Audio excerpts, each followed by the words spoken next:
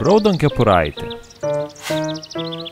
Kartą gyveno graži mergaitė, kurią visi vadino Raudonkepuraitė. Vieną gražų vasaros rytą Raudonkepuraitė atsisveikino su mama ir leidosi į kelią. Ji nešė šviežiai iškeptų pyragų sirguliuojančiai seneliai. Iki, mama! Sušuko ji atsigręžusi. Raudonkepuraitei bestraksint miško takeliu, ją pasveikino šiepdamasis vilkas.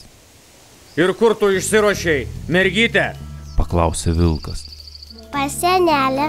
Linksmai atsakė ji ir toliau nustraksėjo. Vilko būta gudraus. Jis kuo meilesniu balsu pašaukė Raudonkepuraitę.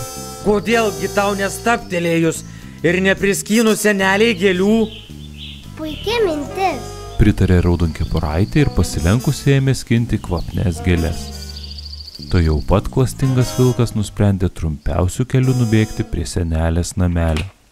Pirmą atsikratysiu senelės, o paskui sučiupsiu pusryčiams Raudonkepuraitę. Pagalvojo jis ir nuskuodė kitu keliu. Netrukus vilkas pasibeldė į senelės trobelės duris. Senelė, tai aš, Raudonkepuraitė. Tarė vilkas nuplonintų balseliu. Atnešiau tau krepšelį pyragų ir gėlių plokštelę. Įeik, mieloji. Pakvietė senelę. Vilkas įsėlino į senelės miegamąjį, kurį gulėjo apsikamšiusi lovoje. Kaip skaniai tu atrodai? Suurzgė vilkas. Suklikė senelę ir puolė į spintą. Vilkas užsimaušlino senelės naktinę kepuraitę ir užsivilko naktinius marškinius. Paskui atsigulė jos lovą ir ėmė laukti Raudonkepuraitės. Neilgai trukus, takeliu atskubėjo Raudonkepuraitė. Čia taip tylu. Nustebo ji žvalgydamas aplinkui.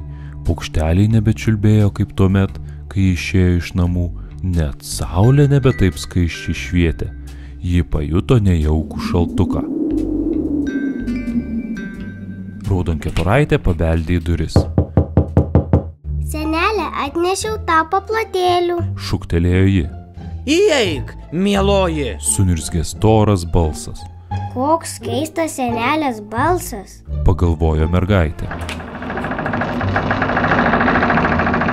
Iš lėto prasvėrė duris ir Raudonkepuraitė įžengė vidun. Sveika, senelė. Tarė ji.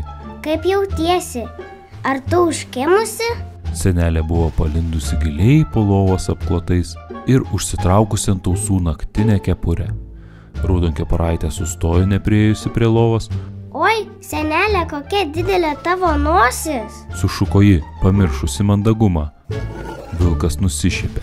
Na, užtat geriau užuodžiu tavo puikius paplotėlius, brangioji. Prieik arčiau, kad galėčiau geriau tave matyti. Raudonkepuraitė priėjo kiek arčiau lovos. Lempos šviesoje žibėjo negeros vilko akys.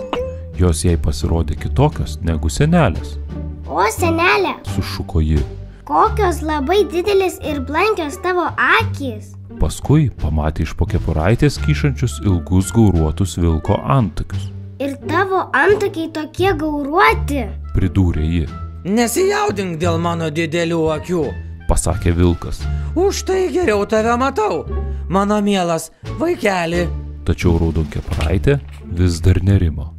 Dar kažkuo senelė buvo nepanaši į save, bet kasgi tai galėtų būti? Raudonkepuraitė priėjo dar arčiau, o vilkas dar plačiau jai nusišiepė. Tada ji pastebėjo labai didelių baltų aštrių dantų eilę ir pagalvojo, kad jie visai kitokie nei senelės dantys. Ji priėjo taip arti, kad atsidūrė greta vilko galvos, gulinčios ant pagalvės. Senelė, Suspiegė ji, apimta siaubo. tavo dantis tokie didžiuliai ir smailūs. Vilkas nusitraukė apklotus, plačiai išsivėpė ir iššiepė visus savo didžiulius baltus aštrius dantis. Užtat bus lengviau tave suėsti. Sustaukė vilkas ir pradėjo baisiai urgzti. Savo didelę ilgą nosimi uodė orą ir spoksojo ją didelėmis akimis. paskui didžiuliu ilgu liežuviu apsilaižė snukį. Tuojau tave sučiupsiu. Suspiegė vilkas, kai Raudonkepuraitė ėmė trauktis atatupsta. Tuoj pat jis iššoko iš senelės lovos. Koks puikus užkandis tu man būsi, mergaičiukė. Suurzgė jis lėkdamas oru link Raudonkepuraitės.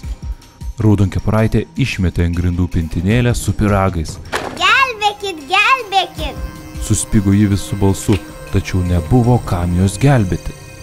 Ir kai tik vilkas jau ruošėsi ją suryti, pro duris įsiveržė gerasis miškininkas. Jis girdėjo Raudonkepuraitės pagalbos šauksmą. Miškininkas pakėlė kirvį. Eik šiam, klastingas senas vilke. Suriko jis. Laikas man bėgt. Suurzgė vilkas. Miškininkas nusivijo vilką į mišką. Tada iš spintos staiga pasirodė senelė. Ji ir Raudonkepuraitė puolė vienas kitai į glėbį ir pravirko iš džiaugsmo. Tikėkimės, kad šį kartą nedorėlis vilkas įsimins gautą pamoką. Tarė Raudonkepuraitė, stebėdama, kaip jis skuodžia taku, miškininkui lipant ant kulnų. Nemanau, kad piktasis vilkas mums dar kada nors drums ramybę. Pritarė senelė. Bėgdamas mišku, vilkas iš paskutiniųjų stengėsi nusimesti senelės naktinius marškinius ir kepuraitę. Galų gale išsilaisvino iš šios drabužių ir dingo girios tankmėje. Ta pačią dieną miškininkas parnešė senelį jos naktinius marškinius ir kepuraitę. O vilkas daugiau jau niekada nebepasirodė. Raudonkepuraitė su senele ir toliau laimingai gyveno.